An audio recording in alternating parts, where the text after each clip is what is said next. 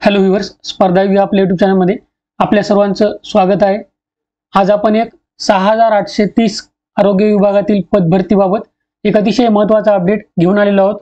असेच महत्त्वाचे व्हिडिओज मिळवण्यासाठी आपल्या चॅनलला सबस्क्राइब करा आणि बेल आयकॉन प्रेस करा, म्हणजे असे महत्त्वाचे व्हिडिओज सर्वात अगोदर तुमच्यापर्यंत पोहोचतील।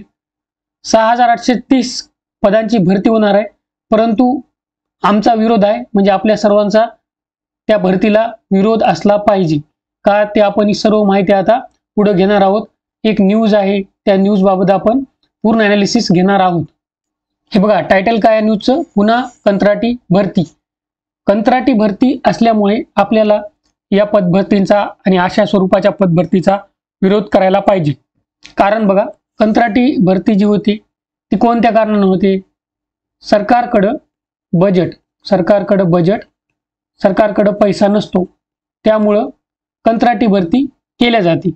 काम तर तीच होतात जी परमनंट वर्कर करतात, काम काय त्यांना उलट जास्त असतं, त्यांना सेवा सुविधा सुद्धा परमनंट वर्करपेक्षा कमी असतात। म्हणजे काम आहे, मागणी आहे, परंतु सरकार काय करत आहे? पैसा वाचवण्यासाठी या सर्व गोष्टी करत आहे।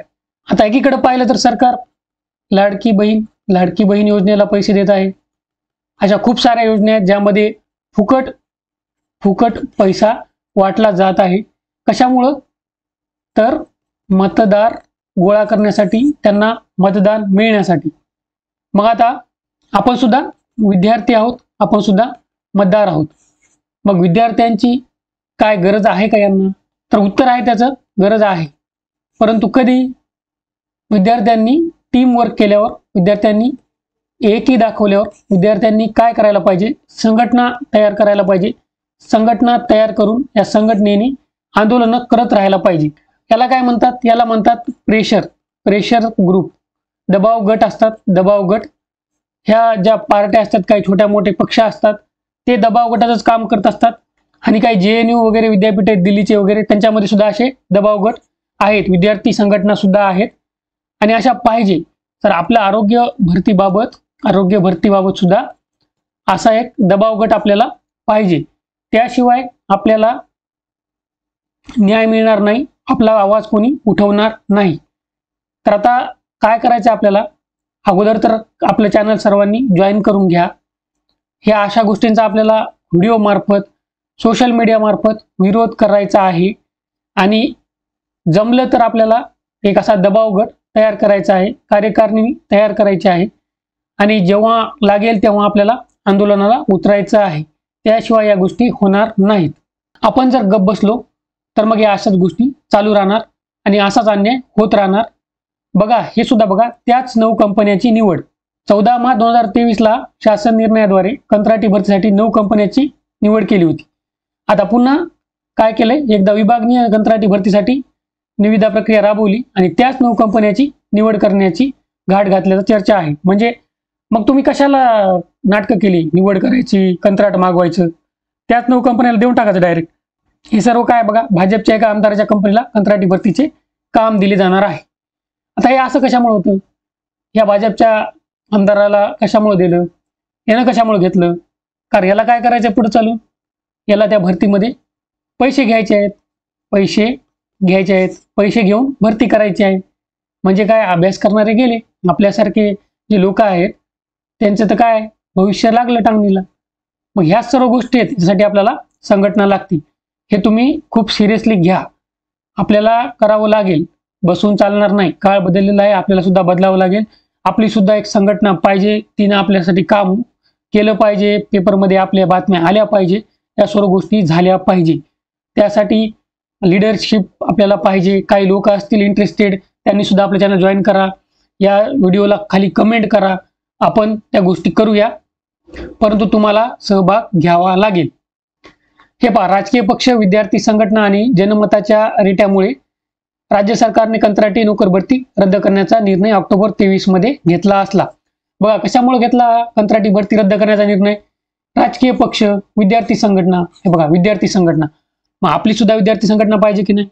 स्पेशल या आरोग्य भरतीबाबत जे काही असतील NHM वगैरे सर्व, ANM GNM काहीच नाही, सर्व गोष्टी आरोग्य भरतीबाबतच्या असतात, त्यांची एक संघटना पाहिजे म्हणजे पाहिजे। बघा, मग तरी शासकीय विभागांमधील कंत्राटी भरती थांबलेली नाही.